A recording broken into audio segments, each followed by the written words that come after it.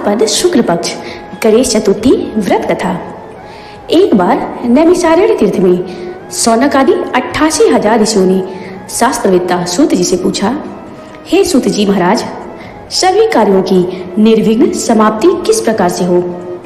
धनोपार्जन में कैसे सफलता मिल सकती है? और मनुष्यों की पुत्र, सौभाग्य एवं संपत्ति की वृद्धि किस प्रकार हो सकती है? पति पत्नी में कलह भाव से बचाव, भाई भाई में परस्पर वैमनस्य से अलगाव तथा उदासीनता से अनुकूलता कैसे मिल सकती है? द्वितीयोपार्जन, वाणिज्य, व्यापार, कृषि कर्म एवं शासकों को अपने शत्रु पर विजय प्राप्त करने में कैसे सफलता मिल सकती है? किस देवता के पूजन अर्चन से मनुष्यों को अभीष्ट की प्राप्ति हो सकती है? हे सूत जी महाराज, इन सब बातों की आप विवेचना कीजिए। सूत जी कहते हैं कि हे ऋषियों, प्राचीन काल में जब कौरव पांडवों की सेना युद्ध के लिए सन्नद्ध हुई तो उसी समय कुंती नंदन युधिष्ठिर ने श्री कृष्ण जी से पूछा, हे मधुसूदन, आप यह बताइए कि हमारी निर्विघ्न विजय किस प्रकार होगी? किस देवता की आराधना से हम अभीष्ट सिद्धि प्राप्त कर सकेंगे? श्री कृष्ण जी कहते हैं कि हे वीर, पार्वती जी की मैल से उत्पन्न गणेश की पूजा कीजिए।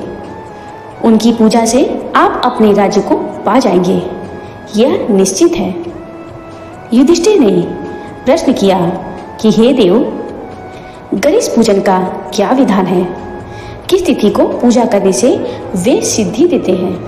श्री कृष्ण जी कहते हैं कि हे महाराज, भादौ महीने के शुक्ल पक्ष की चतुर्थी को इनका पूजन करना चाहिए, अथवा श्रावण, अगहन एवं माघ मास की चतुर्थी को भी पूजा की जा सकती है। हे राजा युधिष्ठिर, यदि आप में श्रद्धा भाव हो तो भादौ शुक्ल चतुर्थी से ही गणेश जी की पूजा प्रारंभ कर दीजिए। व्रती को चाहिए कि प्रातः काल उठकर सफेद तिल से स्नान करें। दोपहर में सोने की मूर्ति 4 तोले, 2 तोले, 1 तोले या आधा तोले की अपनी सामर्थ्य के अनुसार बनवावें। यदि संभव न हो तो चांदी की प्रतिमा ही बनवावें। यदि ऐसा न कर सके तो मिट्टी की मूर्ति बनवावें, परंतु अर्थ संपन्न होते हुए भी कृपणता न करें। श्री कृष्ण भगवान कहते हैं कि ये ही वर विनायक और ये ही सिद्धि विनायक हैं। मनोवांछा की सिद्धि के लिए भादौ शुक्ल चौथ को इनकी पूजा करें। इनकी पूजा करने से संपूर्ण आकांक्षाएं पूर्ण होती हैं। इस भूमंडल में इन्हें सिद्धि विनायक कहा जाता है। श्री कृष्ण भगवान कहते हैं कि पूजन में ध्यान की विधि, एक दांत वाले, सूप के समान विस्तृत कान वाले, हाथी के समान मुख वाले, 4 भुजाधारी, हाथ में पास एवं अंकुश धारण किए हुए सिद्धि विनायक गणेश जी का हम ध्यान करते हैं। एकाग्रचित से पूजन करें। पंचामृत से स्नान कराने के बाद शुद्ध जल से स्नान करावें। तदनंतर भक्तिपूर्वक गणेश जी को गंध चढ़ावें। आवाहन करके पाद्य, अर्घ्य आदि देने के बाद 2 लाल वस्त्र चढ़ाना चाहिए। तत्पश्चात पुष्प, धूप, दीप एवं नैवेद्य अर्पित करना चाहिए। फिर पान के ऊपर कुछ मात्रा में सोना रखकर अथवा रुपया आदि चढ़ावें। इसके बाद गणेश जी को 21 धूप चढ़ावें। निम्नांकित नामों द्वारा भक्तिपूर्वक गणेश जी की पूजा दुर्वा से करें। हे गणाधीप, हे उमापुत्र, हे पाप के नाशक, हे विनायक, हे ईशनंदन, हे सर्व सिद्धिदाता, हे एकदंत, हे गजमुख, हे मूषक वाहन, हे स्कंद कुमार के ज्येष्ठ भ्राता, हे गजानन महाराज, मैं आपको प्रणाम करता हूँ। रोड़ी, पुष्प एवं अक्षत के साथ 2-2 धूप लेकर प्रत्येक नाम का उच्चारण करते हुए अलग अलग नामों से धूप अर्पित करें। हे देवादिदेव, आप मेरे धूप को स्वीकार करें। मैं आपकी बारंबार विनती कर रहा हूँ। इसी प्रकार भुना हुआ गेहूं, गुड़, धनिया जो गणेश जी को परम प्रिय है, चढ़ावें। इसके बाद शुद्ध घी में निर्मित 21 लड्डू हाथ में लेकर हे कुरकुल प्रदीप कहकर गणेश जी के आगे रख दें। उसमें से 10 लड्डू ब्राह्मण को दान कर दें और 10 लड्डू अपने भोजन के निमित्त रख लें। शेष लड्डू को गणेश जी के सामने नैवेद्य के रूप में पड़ा रहने दें। सुवर्ण प्रतिमा भी ब्राह्मण को दान दें। सभी कर्म करने के बाद अपने इष्ट देव का पूजन करें। तदनंतर ब्राह्मण को भोजन करा के स्वयं भोजन करें। स्मरण रहे कि उस दिन मूंगफली, वनस्पति, बदे आदि के तेल का प्रयोग न करें। अधोवस्त्र और उत्तरीय वस्त्र के सहित गणेश जी की मूर्ति को संपूर्ण विघ्न निवारण के लिए विद्वान ब्राह्मण को दान कर दें। हे धर्मराज युधिष्ठिर, इस प्रकार गणेश जी की पूजा करने से आप सभी पांडवों की विजय होगी। इसमें संदेह की कोई बात नहीं है। यह मैं बिल्कुल सत्य कह रहा हूँ। गुरु से दीक्षा लेने के समय वैष्णव आदि आरंभ में गणेश पूजन करते हैं। गणेश जी की पूजा करने से विष्णु, शिव, सूर्य, दुर्गा माँ, अग्नि आदि विशिष्ट देवों की भी पूजा हो जाती है। इसमें संदेह नहीं है। इनके पूजन से चंडिका आदि मातृगण सभी प्रसन्न होते हैं। हे ऋषियों, भक्ति पूर्वक सिद्धि विनायक गणेश जी की पूजा करने से उनकी कृपा के फलस्वरूप मनुष्यों के सभी कार्य पूर्ण होते हैं। भाद्र शुक्ल गणेश चतुर्थी की पूजा शिवलोक में हुई है। इस दिन स्नान, दान, उपवास, पूजन आदि करने से गणेश जी की अनुकंपा से शताधिक फल प्राप्त होता है। हे युधिष्ठिर, इस दिन चंद्र दर्शन करने का निषेध किया गया है। इसलिए अपने कल्याण की कामना से दोपहर में ही पूजा कर लेनी चाहिए। सिंह राशि की संक्रांति में शुक्ल पक्ष की चतुर्थी तिथि को चंद्र दर्शन करने से चोरी, व्यभिचार, हत्या आदि का मिथ्या कलंकित होना पड़ता है। इसलिए आज के दिन चंद्र दर्शन करना वर्जित है। यदि भूल से चंद्र दर्शन हो जाए तो ऐसा कहें, सिंह ने प्रसेनजीत को मार डाला और जांबवान ने सिंह को यमाला भेज दिया। हे बेटा, रो मत, तुम्हारी समयंतक मणि यह है। श्यमंतक मणि की कथा। नंदिकेश्वर जी कहते हैं कि आप लोग दत्तचित्त होकर इस कथा को श्रवण करें। भादो शुक्ल चतुर्थी को गणेश जी के सुखदायक व्रत को करें। हे विप्रवर, नर अथवा नारी जो भी इस व्रत को करते हैं वे तुरंत ही कष्टों से छुटकारा पा जाते हैं। उनके सभी कलंकों का समन एवं विघ्न निवारण होता है। सुनसान वन में विषम परिस्थिति में, अदालत संबंधी मामलों में, संपूर्ण कार्यों में सफलता देने वाला यह व्रत संपूर्ण व्रतों में श्रेष्ठ है। यह व्रत गणेश जी को परम प्रिय है। सनत कुमार जी कहते हैं कि प्राचीन काल में इस व्रत को किसने किया, इसका प्रचार मर्त्यलोक में किस तरह हुआ। आप गणेश जी के व्रत को विस्तार पूर्वक कहिए। नंदिकेश्वर जी ने कहा कि इस व्रत को सर्वप्रथम प्रतापवान भगवान वासुदेव जगन्नाथ कृष्ण जी ने किया था। जब उन पर झूठा दोषारोपण हुआ तो उसके समनार्थ नारद जी ने उनसे इस व्रत को करने के लिए कहा था। शरद कुमार जी ने आश्चर्यचकित होकर पुनः प्रश्न किया कि हे नंदिकेश्वर, श्री कृष्ण जी खटगुण ऐश्वर्य युक्त भगवान है, सृष्टिकर्ता, पालनकर्ता एवं संहारक है, अव्यय, अप्रमेय, निर्गुण एवं सगुण है। ऐसे घटघटवासी भगवान श्री कृष्ण को मिथ्या कलंक किस प्रकार लग गया? यह बात बहुत ही विस्मयकारी है।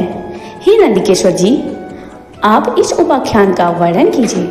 नंदिकेश्वर कहने लगे, पृथ्वी का भारहरण करने के लिए भगवान पद्मनाभ विष्णु और हलदल बलराम जी ने वसुदेव के पुत्र रूप में अवतार धारण किया था। मगध सम्राट जरासंध के बार बार आक्रमण करने के कारण कृष्ण जी ने विश्वकर्मा द्वारा समुद्र में स्वर्ण निर्मित द्वारिकापुरी बनवाई। उस पुरी में 16,000 रानियों के निवास के लिए 16,000 सुंदर महलों को निर्मित कराया। उन रानियों के उपभोग के निमित्त परिजात वृक्ष का आरोपण कराया। इसके अतिरिक्त 56 करोड़ यादवों के लिए 56 करोड़ भवनों की व्यवस्था की और अन्य ब्राह्मण, क्षत्रिय, वैश्य एवं शूद्रादि लोगों के निवास का भी प्रबंध करवाया, जहां जनता शांतिपूर्वक बसती थी। त्रैलोक्य में उपलब्ध होने वाली जितनी वस्तुएं थी सभी का वहां संग्रह किया गया था। उस द्वारकापुरी में उग्र नामक यादव के सत्राजीत और प्रसेन नामक 2 पुत्र हुए। समुद्र तट पर स्थिर भाव से सूर्य नारायण को प्रसन्न करने के लिए वीरवान सत्राजीत तपस्या करने लगे। वे निराहार रहकर सूर्य की ओर टकटकी बांधकर आराधना करने लगे। भगवान सूर्य प्रसन्न होकर सत्राजीत के समक्ष प्रकट हुए। सत्राजीत भी अपने आराध्य के दर्शन से बहुत प्रसन्न हुए। सत्राजीत स्तुति करने लगे कि हे तेजपुंज, हे स्वतः प्रकाशमान, हे काश्यपेय, हे हरिदस्व, आपको मेरा बारंबार प्रणाम है। हे ग्रहराज, हे चंद्रमा को प्रकाशित करने वाले, हे वेदत्रयी स्वरूप, हे संपूर्ण देवों के अधिपति, आपको मेरा नमस्कार है। हे देवराज, आप मेरे पर प्रसन्न हो। हे दिवाकर, आपकी कृपा दृष्टि मेरे ऊपर हो जाए।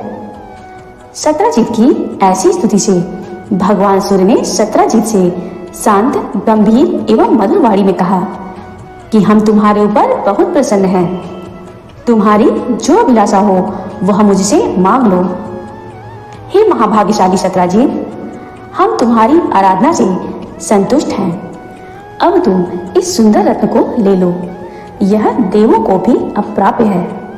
ऐसा कहकर प्रसन्न मन से भगवान ने अपने कंठ से मणि उतारकर उसे ले दिया। भगवान सूर्य ने उससे कहा कि यह मणि प्रतिदिन 8 भार अर्थात 24 मन सोना प्रदान करती है, अतः मणि धारण करने के समय पवित्र रहना चाहिए। हे सत्राजीत, अशौचावस्था में धारण करने से धारक का मरण हो जाता है। इतना कहकर तेजवान भगवान सूर्य वही अंतर्ध्यान हो गए।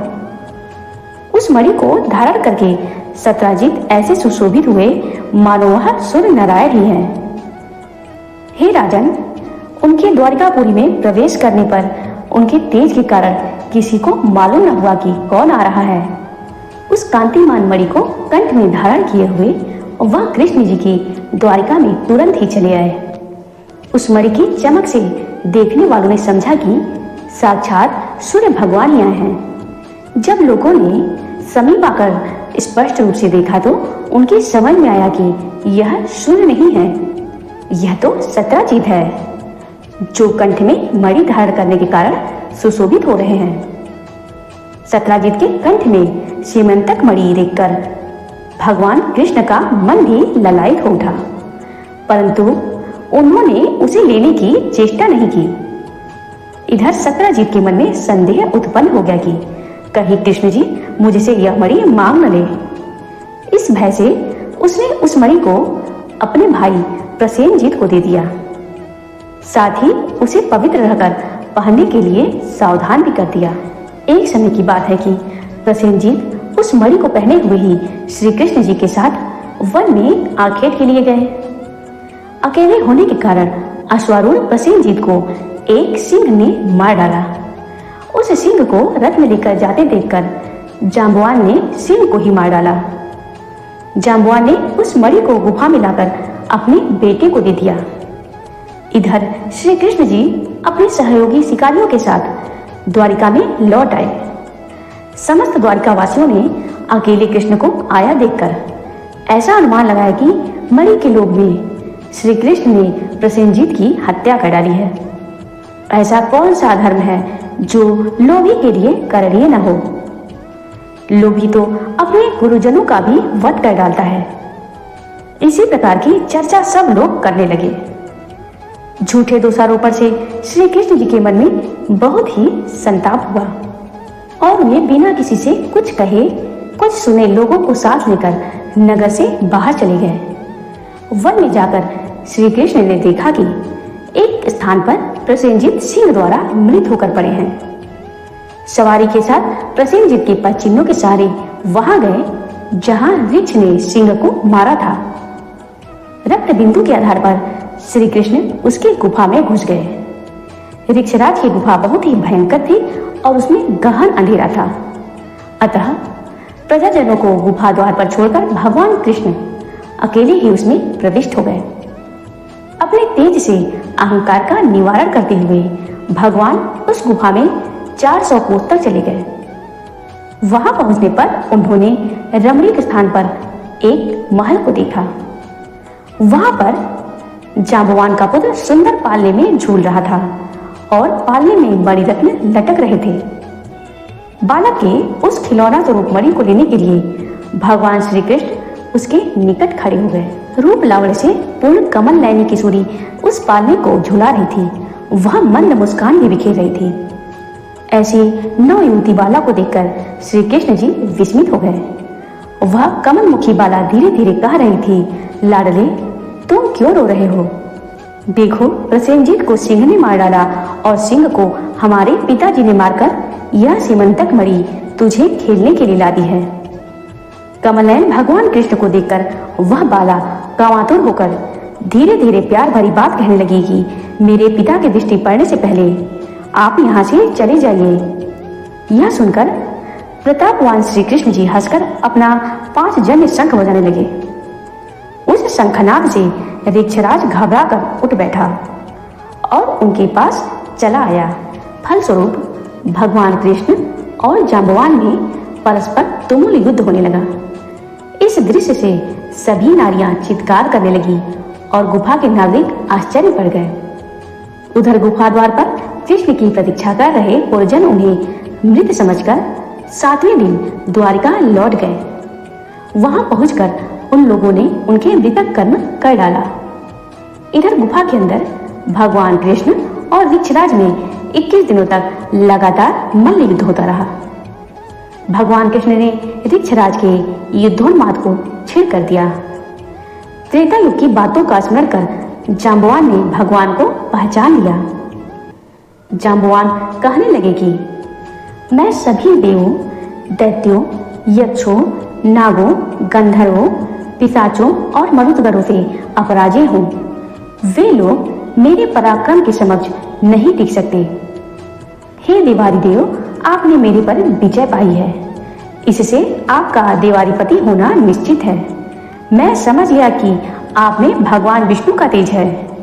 किसी अन्य में इतना बल नहीं हो सकता जिसके किंचित कृपा कटाक्ष से चारों पदार्थ सुलभ हो जाते हैं। उसके किंचित रोष से घड़ियाल, मगरमच्छ आदि जीव व्याकुल हो गए और अथाह सागर भी विक्षुब्ध हो उठा। उस सागर ने अपनी धृष्टता के लिए क्षमा याचना की और सेना के लिए मार्ग प्रदान किया।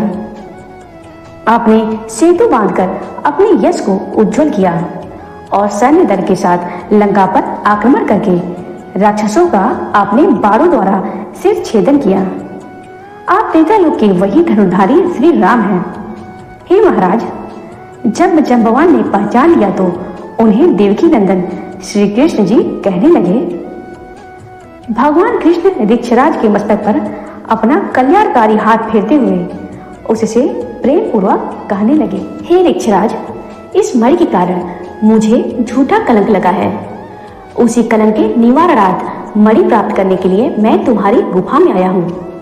भगवान की बात सुनकर जांबवान ने प्रसन्नता पूर्वक अपनी कन्या जाम्बवती को उन्हें समर्पित करके दहेज स्वरूप मणि भी दे दी। भगवान कृष्ण ने कन्या और मणि ग्रहण कर जांबवान को दुर्लभ ज्ञान का उपदेश देकर जाने का विचार किया। भगवान कृष्ण के जाने से पहले जांबवान ने अपनी कन्या का पाणिग्रहण उनके साथ कर दिया। जाम्बवती के साथ मणि लेकर भगवान कृष्ण प्रसन्न मन से द्वारिका आए। जिस प्रकार किसी मृतक के पुनर्जीवित होने पर उसके परिवार वालों के हर्ष की सीमा नहीं रहती, वही अवस्था कृष्ण को देखकर द्वारिका वासियों की हुई। श्री कृष्ण की धर्मपत्नी के साथ मणि लेकर लौटा देखकर सभी लोग उत्सव मनाने लगे। भगवान श्री कृष्ण प्रसन्न होकर मित्र वर्ग के साथ सुधर्मा सभा अर्थात यादवों की राज्यसभा में आए। वहां उन्होंने मणि के गायब होने और उसकी पुनः प्राप्ति की सारी घटना कह सुनाया। भगवान श्री कृष्ण ने राज्यसभा में उपस्थित सत्राजीत को अपने पास बुलाकर उसे वह मणि दे दिए। यादव संसद सदस्यों के सामने मणि देकर भगवान झूठे कलंक के दोष से मुक्त हो गए। सत्राजीत बुद्धिमान थे। मणि पाकर उन्हें लज्जा आई, जिसके फलस्वरूप उन्होंने अपनी कन्या सत्यभामा का विवाह श्री कृष्ण के साथ कर दिया। इसके बाद शतधन्वा, अक्रूर आदि दूषित हृदय वाले यादवों ने मणि के कारण सत्यजीत से शत्रुता करने लगे। एक बार की बात है कि श्री कृष्ण जी कहीं गए हुए थे। उनकी अनुपस्थिति में पापात्मा शतधन्वा ने सत्यजीत की हत्या करके मणि अपने हाथ में कर ली। श्री कृष्ण जी के लौटने पर सत्यभामा ने उन्हें सारी बातें बताई। एक बार नगर में पुनः चर्चा उठी कि ये कृष्ण भीतर से तो काले अर्थात कलुषित हृदय वाले हैं और ऊपर से सीधे दिखते हैं। तब भगवान कृष्ण ने बलदेव जी से कहा कि भैया, शतधन्वा ने सत्यजीत का वध कर डाला है, अतः अब वह मणि के साथ पलायित होने वाला है। शतधन्वा ने सत्यजीत की हत्या करके हम लोगों के मणि का अपहरण कर लिया है। वह मणि हम लोगों के लिए भोग्य है, इसमें कोई संदेह नहीं है। यह बात जब शतधन्वा को मालूम हुई तो उसने भयभीत होकर उस मणि को अक्रूर को दे दिया। मणि देने के पश्चात वह एक घोड़ी पर आरूढ़ होकर दक्षिण की ओर भाग गया। इधर रथारूढ़ होकर बलराम और श्री कृष्ण उसका पीछा करने लगे। 100 योजन के बाद उसकी घोड़ी मार डाली गई। तब वह पैदल ही भागा। श्री कृष्ण जी ने दौड़कर उसे पकड़ लिया और उसका वध कर डाला। मणि के लिए इच्छुक श्री कृष्ण जी ने रथारूढ़ बलदेव जी से कहा कि भैया, इसके पास से तो मणि नहीं मिली। कृष्ण की बात से बलराम जी ने रुष्ट होकर कहा, कृष्ण, तुमने सदैव से कपट का व्यवहार किया है। तुमसे बढ़कर लोलुप और पापी कोई अन्य व्यक्ति नहीं होगा। जब तुम धन के लोभ में पड़कर अपने सगे संबंधियों की हत्या करने से भी नहीं चूकते, तो ऐसा कौन भाई बंधु होगा जो तुम्हारा साथ दे। तदंतर बलराम जी की तुष्टि के लिए श्री कृष्ण जी ने शपथ के द्वारा उन्हें प्रसन्न करने का प्रयास किया। ऐसे मिथ्यापवाद के क्लेश को सहन करना धिक्कार है। ऐसा कहकर बलदेव जी बरार विदर्भ देश की ओर चले गए और श्री कृष्ण जी रथ में सवार होकर द्वारकापुरी वापस लौट आए। श्री कृष्ण जी के लौटने पर द्वारकावासी पुनः चर्चा करने लगे कि कृष्ण ने अपने भाई बलराम जी को द्वारका से बाहर निकालकर अच्छा काम नहीं किया। मणि के लोभ में उन्हें ऐसा करना उचित नहीं था। इस लोकापवाद से श्री कृष्ण के मन में बहुत ही खेद हुआ और उनका चेहरा मुरझा गया। इधर अक्रूर भी तीर्थाटन के लिए द्वारिका से निकल पड़े।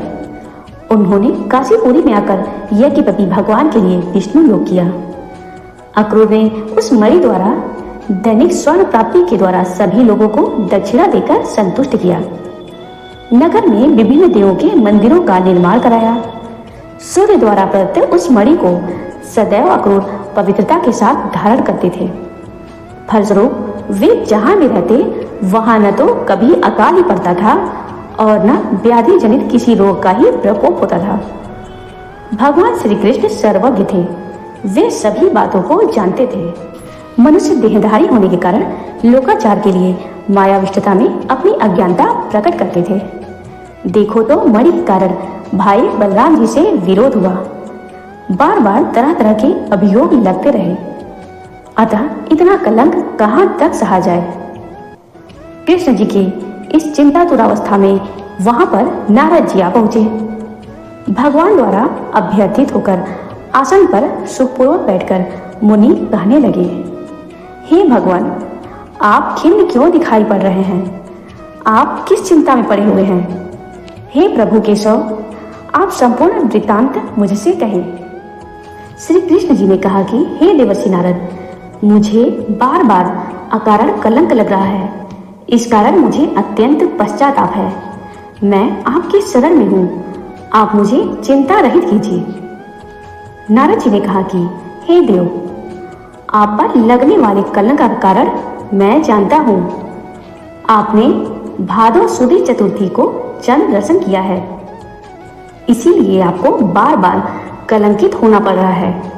नारद जी की बात सुनकर भगवान कृष्ण सार गर्भित वाणी में कहने लगे कि हे देवर्षि नारद जी, चतुर्थी के चंद्र दर्शन से कैसे दोष लगता है, जबकि द्वितीया के चांद का लोग दर्शन करते हैं और उसका सुंदर फल पाते हैं। नारद जी ने कहा कि स्वयं गणेश जी ने दर्शनीय रूप वाले अर्थात अपने सुंदरतम रूप पर गर्व करने वाले चंद्रमा को श्राप दिया है कि आज के दिन जो लोग तुम्हारा दर्शन करेंगे समाज में उन्हें व्यर्थ ही निंदा का पात्र होना पड़ेगा। श्री कृष्ण जी ने नारद जी से पूछा कि हे मुनिवर, अमृत की वृष्टि करने वाले चंद्रमा को गणेश जी ने क्यों शाप दिया? आप इस सर्वोत्तम उपाख्यान का विस्तृत वर्णन कीजिए।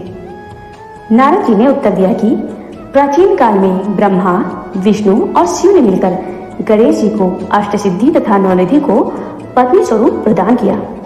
तदंतर शास्त्रोक्त विधि से गणेश जी की पूजा करके उन्हें संपूर्ण देवों में अग्रणी बनाकर प्रजापति ब्रह्मा जी उनकी स्तुति करने लगे। ब्रह्मा जी ने कहा कि हे हाथी सदृश मुख वाले, हे गणपति, हे लंबोदर, हे वरदायक, हे समस्त विद्याओं के अधिपति, हे देवताओं के अधिनायक, हे सृष्टिकर्ता, पालक एवं संहारकर्ता गणेश जी, जो लोग भक्ति पूर्वक आपको लड्डू चढ़ाकर पूजन करेंगे उनके सभी विघ्न दूर हो जाएंगे और दुर्लभ सिद्धि प्राप्त होगी, इसमें संशय नहीं।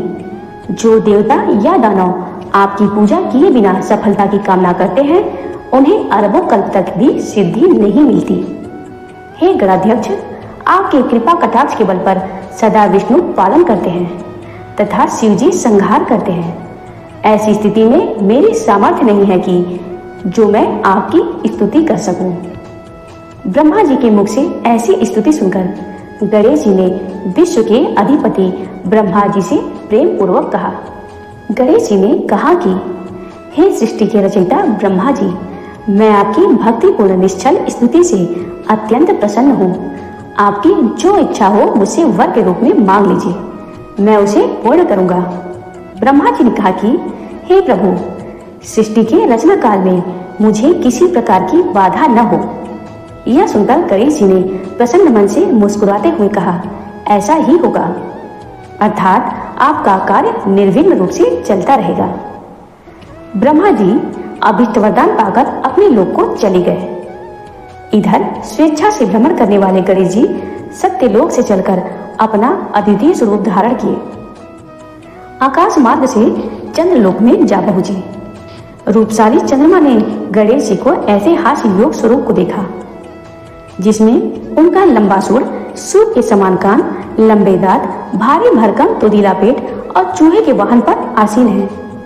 ऐसे विस्मयकारी रूप को देखने से रूप गर्वित चंद्रमा को हंसी आ गई। चंद्रमा के हंसने से गणेश जी कुपित हो गए। उनकी आंखें क्रोध से लाल हो गई। उन्होंने चंद्रमा को शाप दिया कि तुम दर्शनीय एवं सुंदर रूप वाले मुझको देखकर हंस रहे हो। गणेश जी ने कहा कि हे चंद्रमा, तुम मन दर्पित हो रहे हो, इसका फल तुम्हें बहुत जल्द भोगना पड़ेगा। आज से शुक्ल चतुर्थी के दिन कोई भी व्यक्ति तुम्हारे पापी मुख को नहीं देखेगा। जो व्यक्ति भूल से भी तुम्हारे मुख को देख लेगा उसे अवश्य कलंकित होना पड़ेगा। नारद जी कहते हैं कि हे कृष्ण जी, ऐसा भीषण शाप सुनकर विश्व में हाहाकार मच गया और चंद्रमा का मुख मलिन हो गया तथा वे जल में प्रविष्ट हो गए। उसी दिन से चंद्रमा अपना स्थान जल में बनाकर रहने लगे। इधर देवता, ऋषि और गंधर्वों को बड़ी निराशा हुई और वे सब दुखी होकर देवराज इंद्र के नेतृत्व में पितामह ब्रह्मा जी के लोक में चले गए। ब्रह्मा जी का दर्शन करने के बाद उन लोगों ने चंद्रमा के वृतांत का वर्णन कर दिया कि आज गणेश जी ने चंद्रमा को शाप दे दिया है। तब ब्रह्मा जी ने सोचकर उन देवताओं से कहा कि हे देवताओं, गणेश जी के शाप को कोई अन्यथा नहीं कर सकता, न तो मैं ही कर सकता हूँ और न विष्णु इंद्रादि देवता ऐसा निश्चय जानिए। इसलिए हे देव, आप उन्हीं की शरण में जावें, वे ही चंद्रमा को शाप मुक्त कर सकते हैं। देवताओं ने पूछा कि हे पितामह, हे अतीव बुद्धिशाली, हे प्रभु, किस उपाय से गजानन प्रसन्न होंगे और वर देंगे? आप उसी उपाय को बतलाइए। ब्रह्मा जी ने कहा कि गणेश जी का पूजन विशेषतया कृष्ण चतुर्थी की रात्रि में यत्न पूर्वक करना चाहिए। शुद्ध घी में उन्हें मालपुआ, लड्डू आदि बनाकर भोग लगाना चाहिए। स्वयं भी इच्छा पूर्वक मिष्ठान, हलवा पूरी, खीर आदि का भोग लगाकर प्रसाद ग्रहण करना चाहिए। दान स्वरूप गणेश जी की स्वर्ण प्रतिमा देनी चाहिए। शक्ति के अनुसार दक्षिणा दे, धन रहते हुए कृपणता नहीं करनी चाहिए। पूजन व्रतादि की विधि जानकर सब देवताओं ने देवगुरु बृहस्पति को भेजा और उन्होंने चंद्रमा के पास जाकर ब्रह्मा जी की बताई हुई विधि सुनाई। चंद्रमा ने ब्रह्मा जी की बताई हुई विधि के द्वारा गणेश जी का व्रत एवं पूजन किया, जिसके फलस्वरूप प्रसन्न होकर भगवान गणेश जी प्रकट हो गए। अपने सम्मुख गणेश जी को क्रीड़ा करते हुए देखकर चंद्रदेव उनकी स्तुति करने लगे। चंद्रमा ने कहा, हे विभो, आप समस्त कार्यों में आदि कारण हैं। आप सर्वज्ञ एवं सबके जानने योग्य हैं। आप मेरे ऊपर प्रसन्न होइए। हे दिवाधिपति, हे जगन्निवास, हे लंबोदर, हे वक्रतुंड गणेश जी, हे ब्रह्मा विष्णु से पूजित, मैंने गर्व के कारण आपका उपहास किया था, उसके लिए मैं आपसे क्षमा प्रार्थी हूँ। आप मेरे पर प्रसन्न होइए। हे गणेश जी, जो आपकी पूजा न करके अर्थ सिद्धि की इच्छा रखते हैं, वे वास्तव में मूर्ख और संसार में अभागे हैं। मुझे अब आपके संपूर्ण प्रभाव का ज्ञान हो गया है। जो पापात्मा आपकी पूजा से विमुख रहते हैं, उन्हें नरक में भी स्थान नहीं मिलता। चंद्रमा द्वारा ऐसी स्तुति सुनकर गणेश जी ने हंसते हुए मेघ के समान गुरु गर्जन में बोले। गणेश जी ने कहा, हे चंद्रमा, मैं तुम्हारे ऊपर प्रसन्न हूँ। तुम्हारी जो इच्छा हो वह तुम मुझसे वरदान के रूप में मांग लो, मैं तुम्हें देने के लिए तैयार हूँ। चंद्रमा ने कहा कि मेरा दर्शन सभी लोग पुनः पूर्ववत करने लगे। चंद्रमा ने कहा कि हे गणेश्वर, आपकी कृपा से मेरे पाप साफ दूर हो जाएं। यह सुनकर गणेश जी ने कहा कि हे चंद्र, मैं तुम्हें इसके बदले दूसरा वरदान दे सकता हूँ, किंतु यह नहीं दे सकता। विघ्नेश्वर गणेश जी के ऐसे वचन सुनकर ब्रह्मादि देवगण अत्यंत भयभीत होकर भक्तवत्सल गणेश जी की प्रार्थना करने लगे। देवता लोग निवेदन करने लगे कि हे देवादिदेव, आप चंद्रमा को साप मुक्त कर दे। यही वरदान हम सभी आपसे चाहते हैं। आप ब्रह्मा जी के बड़प्पन का विचार कर चंद्रमा को साप मुक्त कर दे। देवताओं की बात सुनकर गणेश जी ने बड़े ही आदर के साथ कहा कि आप लोग मेरे भक्त हैं, अतः मैं आप लोगों को अभीष्ट वर प्रदान करता हूँ। गणेश जी ने कहा कि जो लोग भादो सुदी चौथ को चंद्रमा का दर्शन करेंगे, उन्हें मिथ्या कलंक तो अवश्य ही लगेगा, इसमें कोई भी संदेह नहीं है। किंतु महीने के आरंभ में शुक्ल द्वितीया के दिन जो व्यक्ति हर महीने में निरंतर तुम्हारा दर्शन करते रहेंगे, उन्हें भादो सुदी चौथ के दर्शन का दुष्परिणाम नहीं भोगना होगा। नारद जी कहते हैं कि हे कृष्ण, तभी से द्वितीया के दिन सब लोग आदर पूर्वक चंद्र दर्शन करने लगे।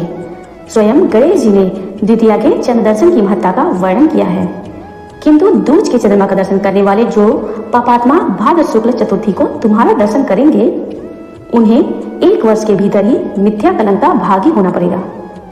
इसके पश्चात चंद्रमा ने गणेश जी से पुनः पूछा कि यदि ऐसी घटना घटित हो जाए तो हे देवाधिपति, आप किस उपाय से प्रसन्न होंगे, यह बताने की कृपा कीजिए।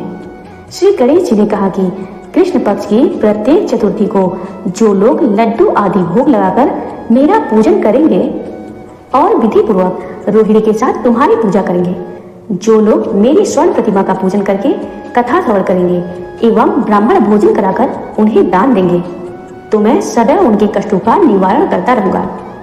यदि स्वर्ण प्रतिमा निर्मित कराने की क्षमता न हो तो भादो सुदी चौथ को मिट्टी की ही सुंदर मूर्ति बनवावें। सोने के अभाव में मिट्टी की प्रतिमा का विविध सुगंधित फूलों से मेरी पूजा करें। फिर प्रसन्न मन से ब्राह्मण को भोजन कराकर विधि पूर्वक पूजन के बाद कथा सुनकर वर्णित विधान द्वारा ब्राह्मण को समर्पण करेगी। हे देव गणेश जी, आप हमारे इस दान से प्रसन्न होइए और सदैव सभी समय हे देव आप हमारे कार्यों को निर्विघ्न पूरा करें। आप सम्मान, धन धान्य, पुत्र पौत्र आदि देते रहें। हमारे वंश में विद्वान, गुणी और आपके भक्त पुत्र उत्पन्न होते रहें। तदंतर ब्राह्मण को यथाशक्ति दान की दक्षिणा दें। नमकीन पदार्थों से विरहित होकर लड्डू, मालपुआ, खीर आदि मीठे पदार्थों का ब्राह्मण को भोजन कराकर स्वयं इच्छानुसार भोजन करे तथा इस प्रकार व्रत रहकर पूजन करे तो उन्हें मैं सदा विजय, कार्य में सिद्धि, धन धान्य, विपुल संतति देता रहूंगा। इस प्रकार कहकर सिद्धि विनायक गणेश जी अंतर ध्यान हो गए। नारद जी ने कहा कि हे कृष्ण जी, आप इस व्रत को कीजिए, आपका कलंक छूट जाएगा। तब नारद जी के आदेशानुसार भगवान कृष्ण ने व्रत का अनुष्ठान किया।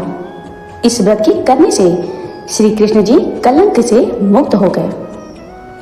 नारद जी कहते हैं कि जो कोई आपके सीमंतक मणि के उपाख्यान को सुनेंगे, चंद्रमा के चरित्र का कथानक सुनेंगे, उन्हें भाद्र शुक्ल चतुर्थी के चंद्र दर्शन का दोष नहीं लगेगा। जब भी मानसिक संकट या किसी तरह का संशय उत्पन्न हो, चंद्रमा का दर्शन भूल से हो जाए तो उसके निमित्त इस कथा को सुनना चाहिए। ऐसा देवताओं ने वर्णन किया है। श्री कृष्ण जी ने गणेश जी की आराधना करके व्रत और पूजन से उन्हें प्रसन्न किया। अतः मनुष्यों को चाहिए कि इस क्लेशापहारक कथा को अवश्य ही सुने। नर अथवा नारी पर किसी प्रकार का संकट आने पर इस व्रत के करने से उनके सभी मनोरथ पूर्ण होते हैं। विघ्न विनाशक गणेश जी की प्रसन्नता से मनुष्यों को संसार में सभी पदार्थ सुलभ हो जाते हैं। ओम गण गणपतये नमः। इस कथा को श्रवण करने मात्र से व्यक्ति की हर इच्छा की पूर्ति होती है और भगवान गणेश उन पर प्रसन्न होते हैं।